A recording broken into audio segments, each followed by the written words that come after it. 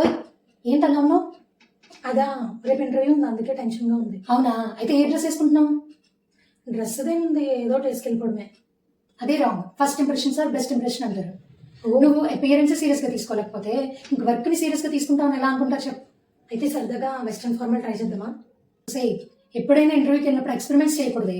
ఏది కంఫర్టబుల్లో అదే వేసుకుని వెళ్ళాలి. శారీ కంఫర్టబుల్గా, నీ దగ్గర ఏ డ్రెస్ లేకపోతే ఏం, అమ్మ శారీస్ ఉన్నాయిగా, దాంతో అడ్జస్ట్ చేద్దాం ఇవాళ పద.